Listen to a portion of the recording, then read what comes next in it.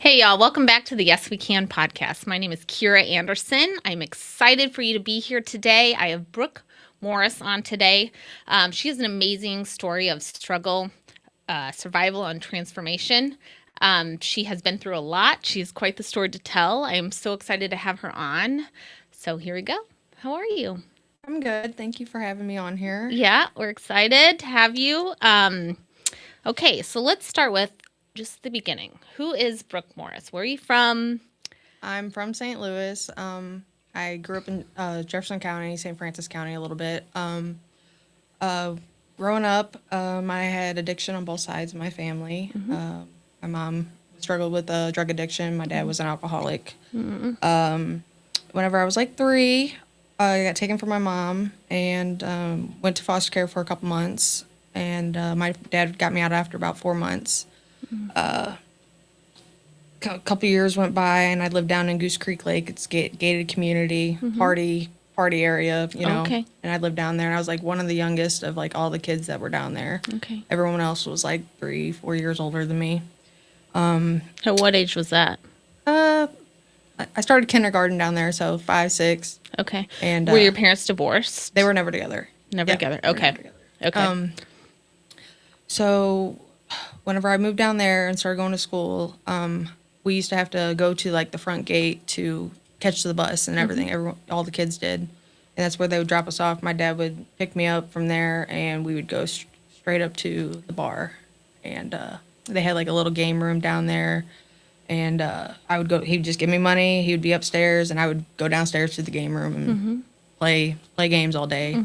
And the people that owned it, they actually like lived there too. So I became known as the bar kid. Oh, lovely. Yeah, because I was there all the time. Everyone knew my Yeah. dad, so everybody knew me. Yeah. They would feed me. They would. The lady would cut my hair in her little like apartment that she had there. Yeah. That went on for years, and Where's your mom? Were you seeing your mom at this point? a little bit here and there, like on the weekends and stuff. But she was, like I said, she struggled with her addiction. I'm really close with my mom to this day, though. Oh, good. She's an amazing person. But like I said, the bar scene like started for me like real young. I remember the first time I think I actually took a drink was there was some people. It was the weekend. There was people downstairs in the game room with me, and I remember stealing somebody's drink, and I was probably like 8 or 9. 8 or 9. Something. Okay. Like I said, that went on for years. I'm around like 12. My dad's drinking kind of took a turn. It got real dark. He became very, very abusive, physically, mentally, and sexually. Unfortunately, whenever that happened, I started really acting out, and that's whenever I started hanging out with like all the kids down there, and because they were all older than me. The bar kids Well, no, just the other kids that lived down there. They didn't in that area? Yeah. Okay. And like I said, like they were all a couple years older than me. So Yeah. I'm 12. They were probably 15, 16 at the time. Were you So- like consecutive? Were you drinking like from 9 to 12? Did you continue to drink or no? No. Okay. I guess it was just like one of those let me try it type things, and you try it and you're like, I'm never Gross. gonna It drink. tastes Yeah. like- yeah. Yeah. I think the first thing I probably drank I think it was a Bush beer. Oh, disgusting. It's disgusting. I was like, I'll never drink beer No. again. No, That- did you know your dad was an alcoholic, or at what age did you realize that? Honestly, whenever I was younger, it was just like, oh, it was just fun and games. Like it was, I don't know, normal, and just, he seemed fun at the time. Probably whenever the abuse happened, and I realized like, if my dad wasn't drinking, like he was very evil and stuff like that, or he was sick. And I think I didn't really understand addiction back then. Well, how could you? You're so young. I was so young, but I knew something just wasn't right. Did you tell anybody about the abuse, or did you not know? You're just like, this is what dads Honestly, do. I didn't know who to tell. Yeah. The people knew about like the physical abuse. I remember going to school and like I had bruises on me, and they asked me where it came from, and I just lied about it. Of course. So because I was scared and I didn't know what was gonna happen. course. I'd been to foster care once, not that I really remember, but I definitely didn't want to go back. Right. That's for sure. You need that.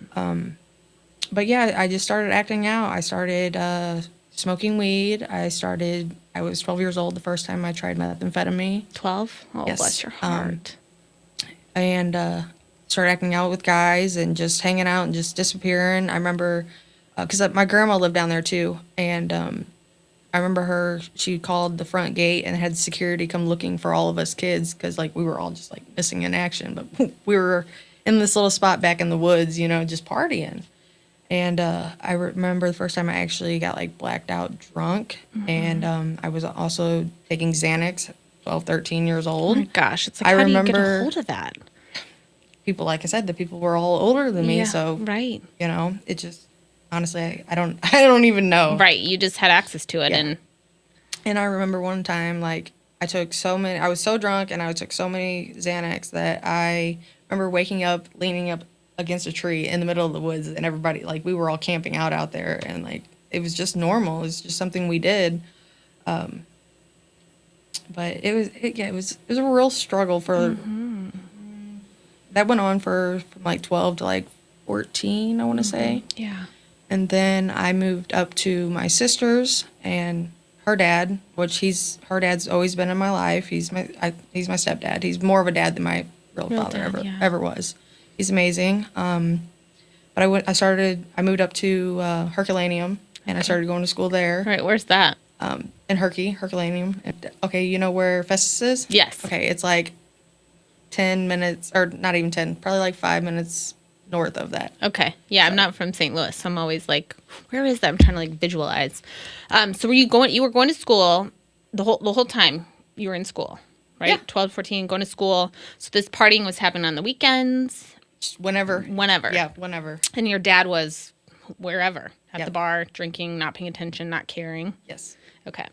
Yep. And then whenever I finally moved out of there, because my stepdad, he knew about the physical abuse, so he's like, I'm going to get you out of there. Oh. So my dad had signed over guardianship to my stepdad, and I moved up there, and things were good. I mean, I stopped doing the hard drugs. I still smoked weed. I still drank a little bit here and there. Yeah. I mean, doing the normal teenage thing, I guess.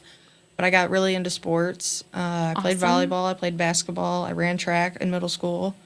When I got to high school, I kind of got mixed up with the wrong crowd again. And even though I still played sports, but I started really drinking and partying, and the hard drugs came back into my life. Real quick question. Older sister. Do you have any other siblings? I do. I have actually, on my real dad's side, I have a sister. Her name's Jessica, and I haven't seen her in probably 13 years or something like that. Do you know where she is now? I have no idea. Was she older or younger? She's older. I'm the youngest. Okay. I'm the youngest. I think there's 6 of us, 5 or 6 of us all together. On my mom's side, it's me, my sister Kayla, my sister Ashley. I'm more close with them than any of them, you know. Growing up, I was real close with them too. Good. We kind of we got our own lives now, but and then I have, like, on my stepdad's side, he's got 2 other kids too. Okay.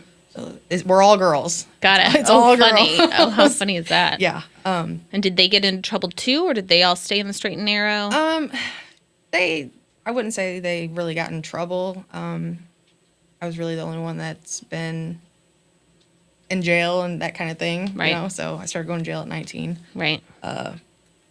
They dabbled a little bit here and there, but Right. they're good now. But did they suffer the abuse you've No. suffered? Because, I mean, as a child, you're with your mom's not there. And, I grew up in a divorced home. So, I was back and forth, and, there's addiction on both sides of my family, extended, and I think that's really common. But as a child, your foundation is rocked, right? And the one person that's supposed to be there for you isn't there emotionally. And then you experience that abuse. I mean, of course you're going to try to find something Yeah. to mask that, or to fill that hole in Yeah. your heart. And I mean, if you didn't have therapy or strong mentors or you know what I mean? It's hard. Do you have a faith? Are you faith? I am at now. all? I'm Okay. I'm more spiritual. Yeah. But back then, like, honestly, no, I wasn't. Well, I mean, Why would I? how could you if you didn't have any sort of direction? Yeah, like why would I believe in something whenever all this bad stuff was happening? It's just how I thought about it. Right. So it's like, and Brooke, I want to say, first of all, thank you for being so open and vulnerable and sharing this story. Again, we talked about this before. There are a lot of people that are in situations that don't talk about it, right? Or maybe have been through it and blame themselves. And it's truly, it's the parent's job to take care. I actually did that for a long time. I blamed myself. Of course you did. Like, why am I not enough? Right. Why don't they love me? You are enough.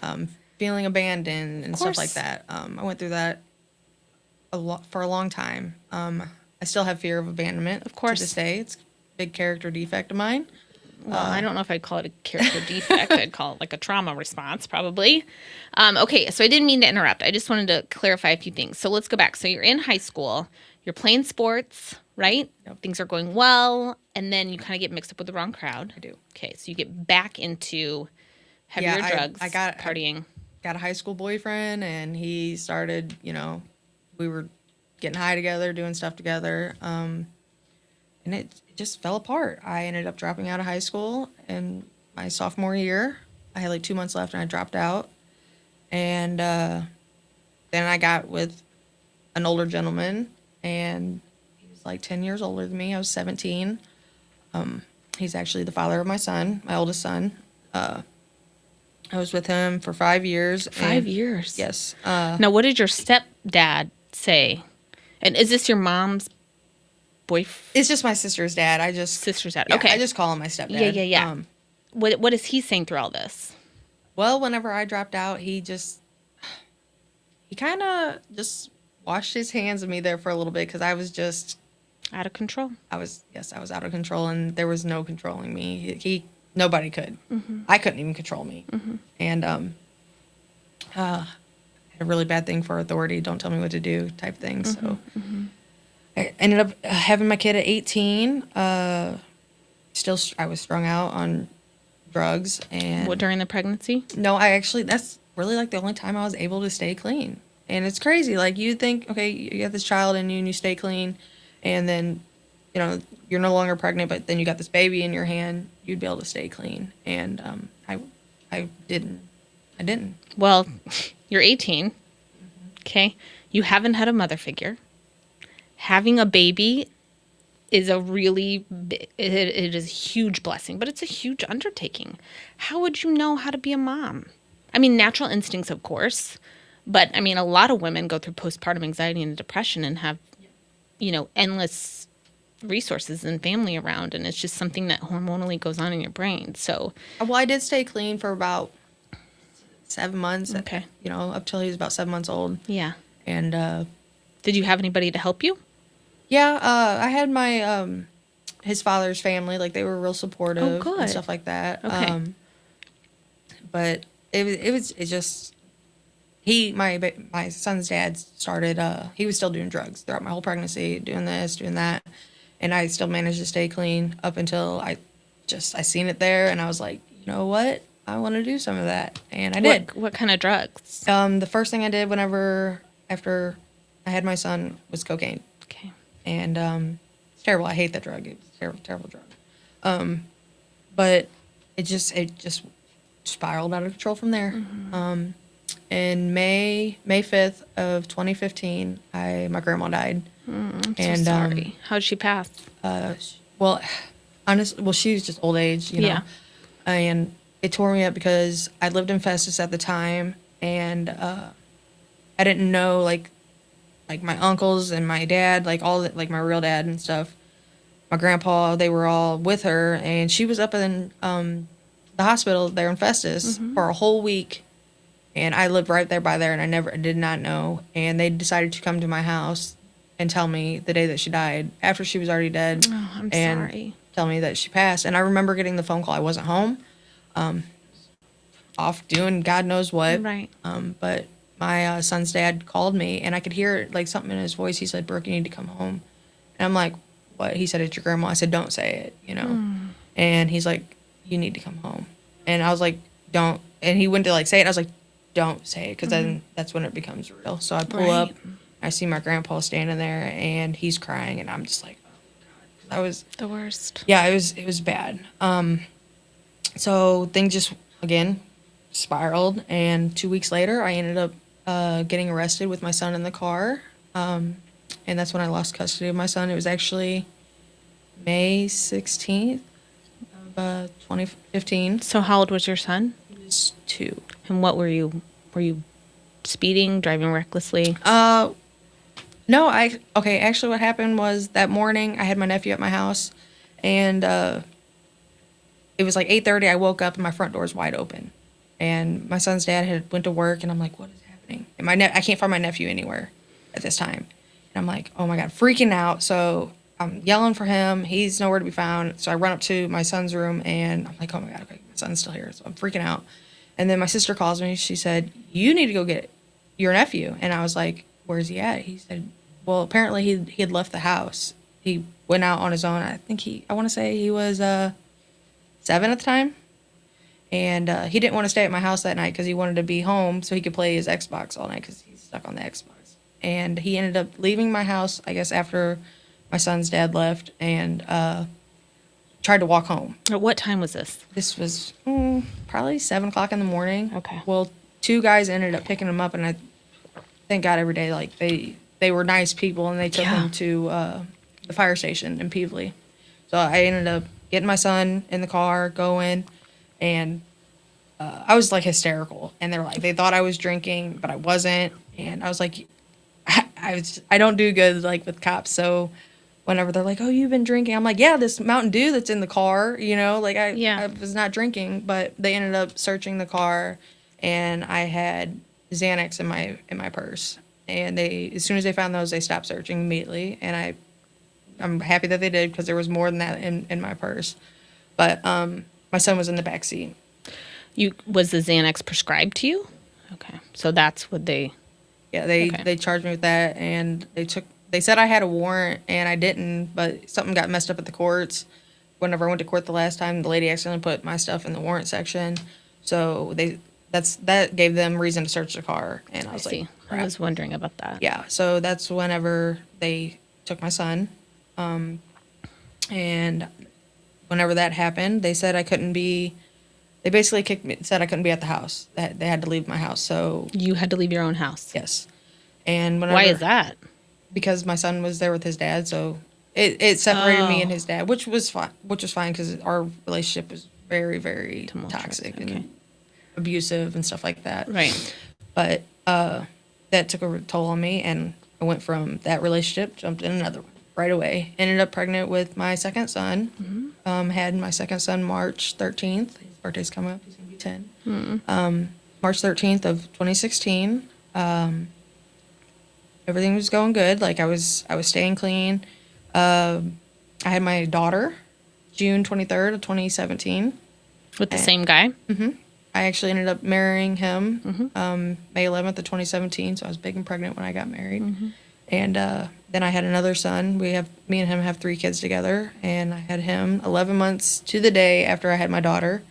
So his birthday's May 23rd of 2018. So you have Irish twins? Yes, I do. Now, were you sober throughout all of this? Throughout the whole pregnancy, there was a couple times that I, like, dabbled, but I really didn't.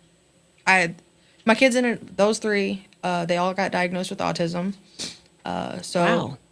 What? I said, wow. Yeah, it's a lot. It was very exhausting. Yeah. But I was doing the mom thing. I was making sure they went to therapy. They went to the autism center. Yeah. I had them in an autism clinic school setting. So this is maybe really ignorant of me, but is autism genetic, or? Honestly, I don't know. It's just, I feel like me and their dads we just didn't mix well. Did you guys have a good relationship or no? We did for a little while until the drugs started coming back in. Both of you? Mm-hmm. Okay. Yeah. But whenever all whenever all that happened with the autism stuff and everything, it became very isolated. Mm-hmm. I mean, I didn't know who I was anymore. Mm-hmm. It was just all about the kids and this and that. Like, yeah, I was just a mom. I wasn't nobody else. I wasn't Brooke. Mm-hmm.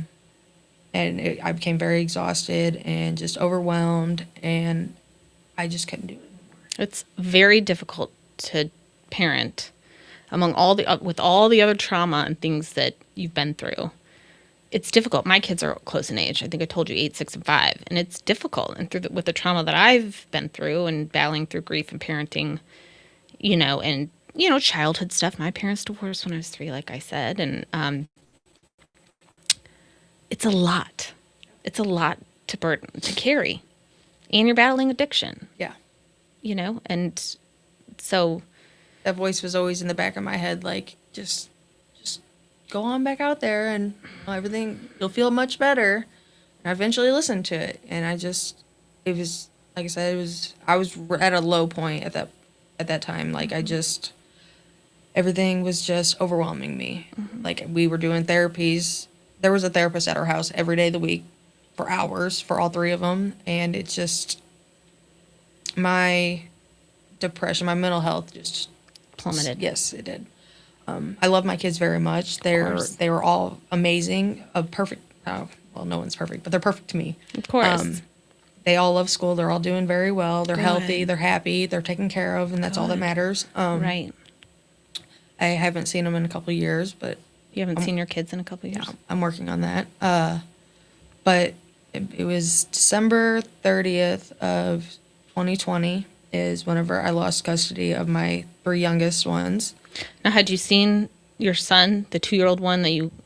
I'd seen him a little bit here and there, but they decided to keep him from me, and it's, at the time I was very mad about it, but I understand now, Who did he go to foster care? No, he went to his dad's mom. His dad's mom, okay. Yeah, that's where he still is. And did you go to jail because of the Xanax situation? I did. I went to jail for like a day, and then I ended up bonding out whenever all that happened. Okay. But yeah, I started going to jail at 19. Been in and out, since then. Because of drugs? Yes. And December 30th of 2020, like I said, I lost custody of my 3 youngest. January 1st of 2021, I ended up overdosing and ended up in the hospital on a ventilator. And wow. I remember like it was yesterday. I can still, like, whenever I think about this, I can still feel like whenever I came to, I remember pulling out the tube out of my throat, and I could still feel it, like, whenever I think about it, like, just pulling it out. Mm-hmm. And I signed out, like, I'm leaving, just to end up back there the exact same way the next day. So, I ended up they put me in family treatment court. It was to help reunite, like, families and stuff like that. Thought I'd be able to do it, but there's so much they want you to do in that program, and I just couldn't do it. I set myself up for failure. And that program helps a lot of people, but I wasn't ready. So who did those 3 kids go to? Their grandma on their dad's side. Dad's mom. Mm-hmm. Again, so both of your, now 4 of them, mm-hmm. youngest with the dad's mom, their grandma. Okay. And you just fought. You were just trying to stay sober and not trying to stay sober, I guess. I wasn't ready. You weren't ready. I wasn't ready. Okay. I ended up dropping out of treatment court. My mental health was bad. There was a couple suicide attempts. And I even told the lady, like, before I even quit treatment court, I was like, my mental health is not good. And she literally looked at me, and whenever I told her I was having suicidal thoughts, she looked at me and said, well, you better figure it out. And I was like, that's not helpful. What? And I got up, called her a couple names, and walked out. Said, I'm done.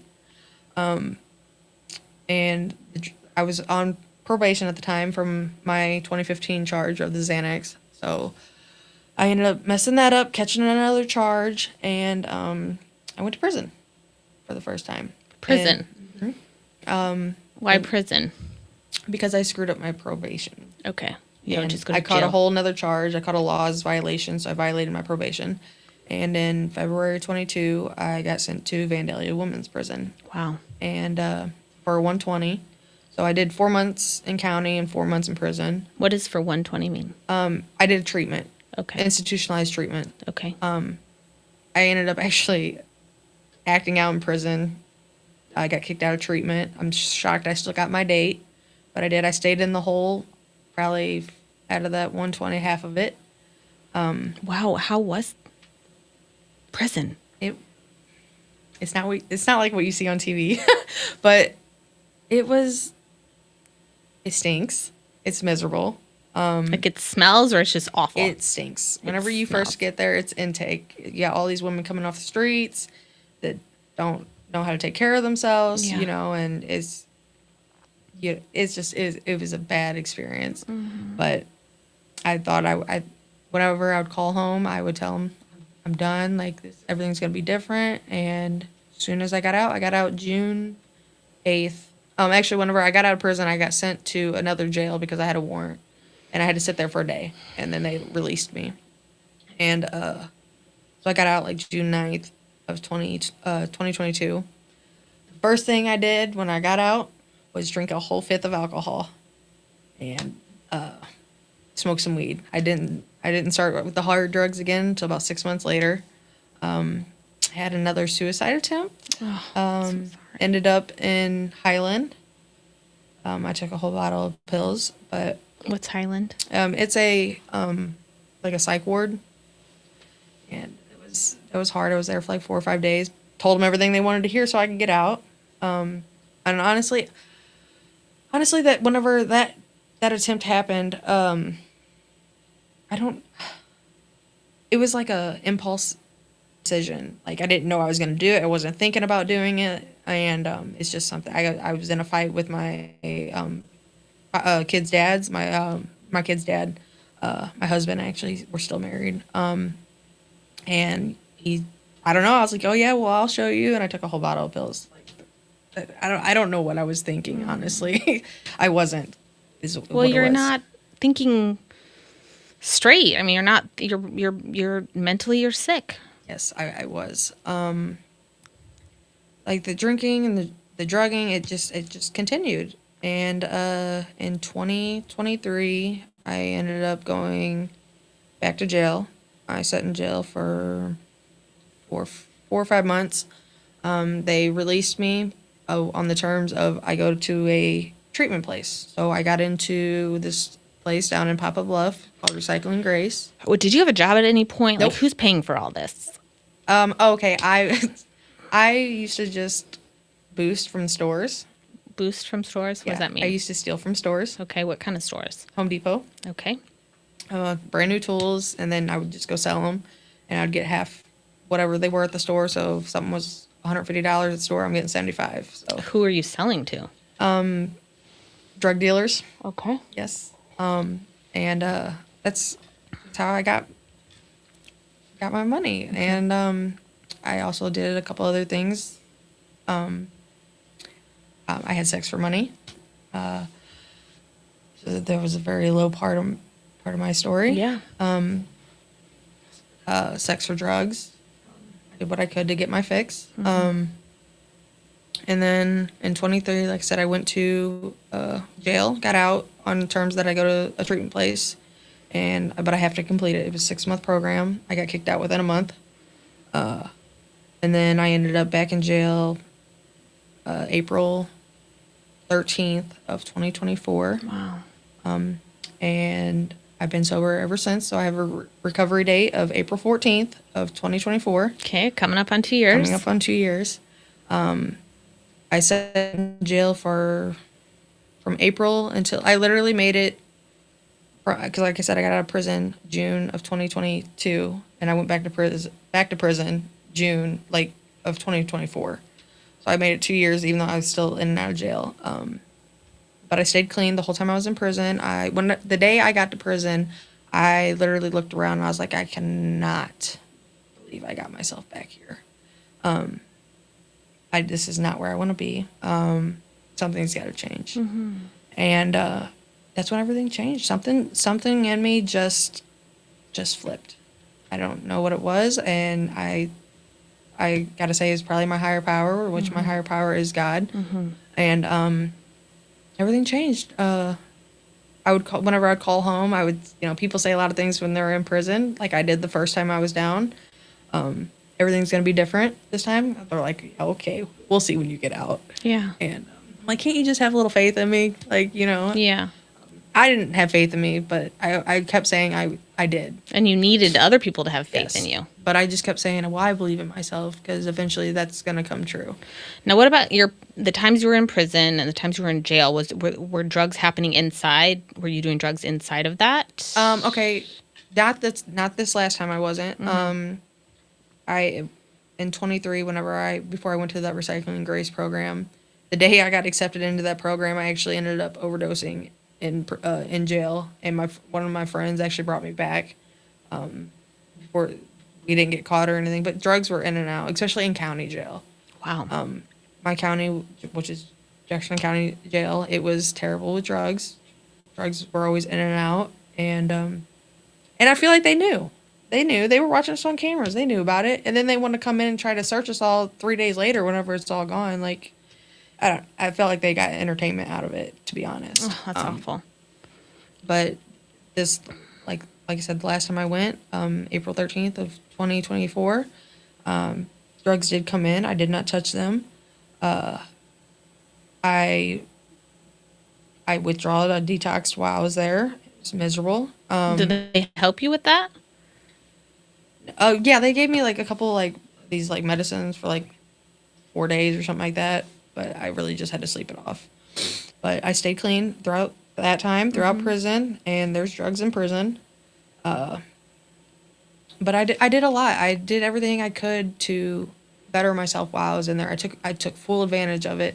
Whenever they shipped me from Vandalia to Chillicothe, I started going to school. I got my GED. Good for you. I did that within 4 months. I volunteered to go to treatment on my own, and I told them I needed at least 6 months, so they gave me 6 months. I completed treatment, and they gave my out date. They told me my out date was June, so I should still be in jail actually right now. They told me my out date was going to be June like 14th of 2026, and that's what it was until I went to treatment. And when I did treatment, I completed it. They knocked 6 months off, so it put me to December of 2025. And then I also did a lot of like anger management classes. I did therapy while I was there.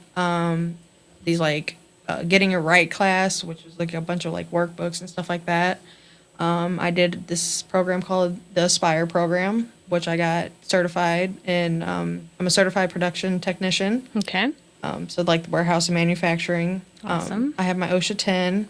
I got that while I was in there. And then whenever I got out of treatment and I went back to the yard, it was like September, like the beginning of September, and I like literally prayed to my higher power. I said, if I am ready to get out of here, just give me a sign. 2 weeks later, the IPO called me back and said, your out date's changed. And I was like, oh my God, what did I do? I was like, it's, Yeah. you know. And when you say yard, you mean back to general jail. population. Okay. Yeah. Jail, not prison this time. No, I was still in prison. Oh, prison. I got out of treatment, like, Okay. I was in treatment in prison. Okay. Yeah, and they sent me back to GP, general Okay, population. got it. Because they separate people in treatment and people that are in general population. Okay. And whenever they sent me back to GP, and I went back and see the IPO after, it was, like I said, it was the beginning of September. 2 weeks later, the IPO called me back, told me my out date has changed, and my heart dropped. I Sure. was like, crap, what did I do? Yeah. Well, whenever I asked what my out date was, she says you have an open date for October. So it went from December to October. And when was this? October of 2025. So that month. Yeah, I got out October 3rd of 2025, and God was that was my higher power at work, because like I Yeah. said, said, I prayed that if Yeah. I'm ready, just give me a sign. 2 weeks later, my out date changed. He works that way. And so altogether, I got like 8 months taken off my sentence. And the night before I got out, it was hard for me to sleep, of course. But the morning, whenever I woke up, all the cravings came back. Stop. All the cravings came back. I was like, I just want to get high. And I don't know if it was the nerves or what was going on, but thank God I was still behind the prison walls. And whenever I went to like walk out, I'm sitting there and I'm waiting. I had my mom come pick me up. I'm sitting there waiting. And before I walked out them gates, I like stopped, and the guy's like, you can go. And I'm like, hold on, not happening. And I literally just like closed my eyes and looked up, and I was like, just please remove these cravings from me. And as soon as I walked through them doors to that free world, like it was like those cravings just got left behind. And I haven't had a craving since. That's amazing. Now, is your mom sober at this point? No, she's not, but she's. I'm hoping like her seeing me do good will. Inspire her, maybe. Yes. Yeah. But my mom is my best friend. I love my mom. Yeah. She's functioning. She works. She's got a car. She has Yeah. a house. She struggles. And mom, if you're watching this, I love you. Of course. But I was out for 2 weeks, and I was staying with my boyfriend, and we decided like he thought it was a good idea, and so did I, to go to sober living, and is this the father of your children, or this is someone else? Okay. It's somebody else. Okay. But we decided that it was best that I go to sober living. I was literally scared to go do anything. I literally went from his house to my mom's house. That's the only places I went. I was terrified to go out and do anything. So for the first 2 weeks, I isolated myself. And then I applied to a couple sober livings. I didn't hear back. And then my boyfriend got a link to, I got to say, the best sober living in the county. I applied to it, and it was a Friday morning. And they got back to me within like 2 hours. And they said, we'd like to interview you. Can we do it tonight? And I was like, okay. So I literally applied at like 8 o'clock in the morning. They got back to me at noon. I had my interview at 8 o'clock at night. And they were like, we'll let you know in like 2 days if you got in. The very next day, it was a Saturday, they said, you got in. Awesome. You want to move in today? And I'm like, whoa. I'm like, they're like, you can move in on Sunday. Yeah. I was like, okay, so I took the day, got all my stuff together, and I moved into Gratitude House, which is a sober living for women in St. Louis County. It's amazing. I've been there since October 19th. You're still living there? I'm still living there. Yeah. Whenever I got there, like I didn't want to be around anybody. I was super nervous. Yeah. And you'd think I would be used to being around other females because I came from prison, but right. And this come was with a all whole sisters, nother from all sisters. this was a whole nother ball game. Right. And anytime I've ever done treatment places or any kind of thing like that, I never made it through it. So it's just like, when's the other shoe gonna drop? When am I gonna fail on this one? And I'm proud to say I'm still there. Good for you. Within a month, I got a job. I work at the Lindell Club, which is amazing. I'm surrounded by people in recovery all day. I love it there. And the Lindell Club is, just to explain to our viewers. The Lindell Club is a recovery club for people in recovery that they can come in, get some food. They can meet with their sponsors. We have like 56 meetings throughout the week of AA, NA, and stuff like that. So it's a great place. So come visit me. I'm there all the time. But life has totally changed, and I never would have thought it would. I have a sponsor. She knows she's my sponsor. She's amazing. I go to meetings every day. I can't afford to not go to one right now. Let's see. I have applied to go back to school. Awesome. I want to go be a dental hygienist. Amazing. The lady of the house is helping me apply to the Next Step scholarship to get that. Awesome. It's for that scholarship's for people in recovery. You have to have like more than a year clean and sober, which I got, and be working a 12-step program, which I do. And I'm filling out the application on Thursday. Is what I'm gonna do. Awesome. Hopefully I get that.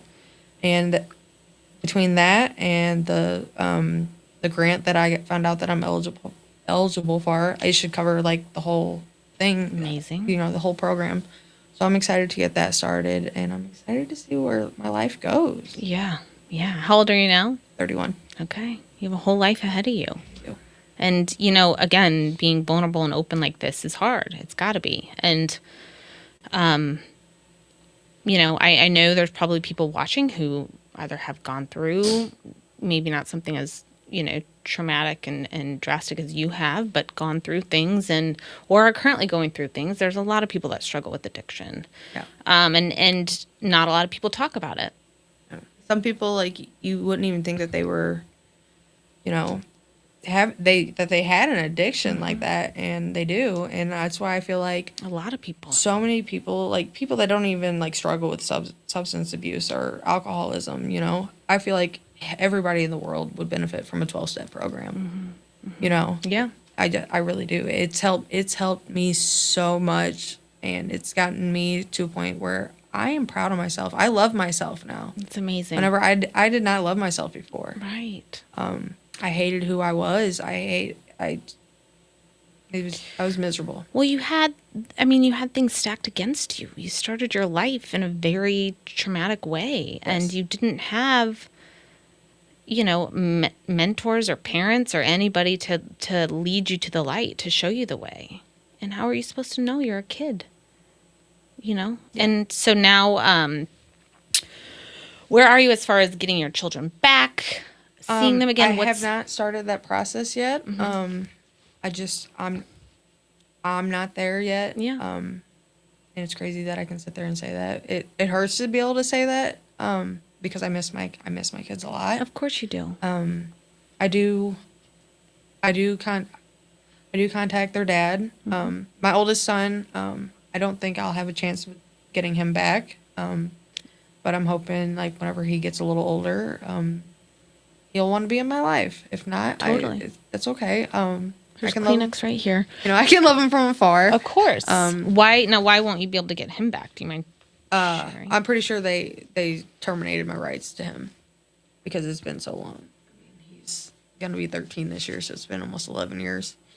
But I know he's well taken care of. I know they do a good job with him, and that's all I can. Well, and it's one of those things. Got to give it to God and pray about it, right? And my other three, their dad says I can see him, but like as soon as the time comes, it falls through. So, I do have a chance of getting them back. Their grandparents on their dad's mom and dad, they just have guardianship. I signed guardianship over to them, and so I have a chance of getting them back. I'm not there physically and mentally yet. that's okay.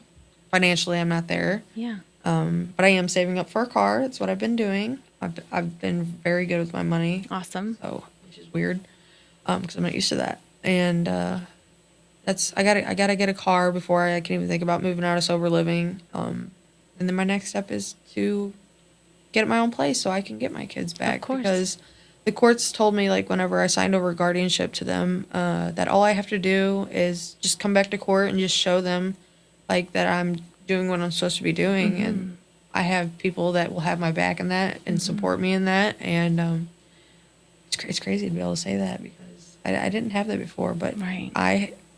I'm connected to such an amazing, like, amount of people, and they're all just they're amazing, and I love them all. And if it wasn't for them, I wouldn't be where I am today. If it wasn't for AA, because I relate more to the Narcotics Anonymous than I do AA, but I work in AA program. I just feel like the recovery is a lot stronger in it, and I stick with the winners. Yeah.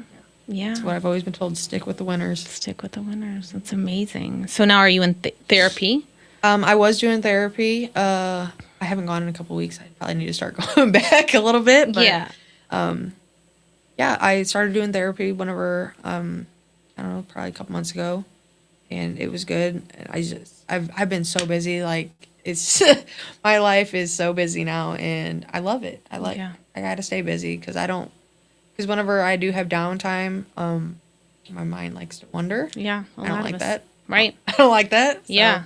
Do you, yeah, I mean, for anybody, I would suggest anybody, I think we all could use a therapist, but especially if you've been through trauma as a child, in any way, it's, those traumas are deep-seated. Yeah.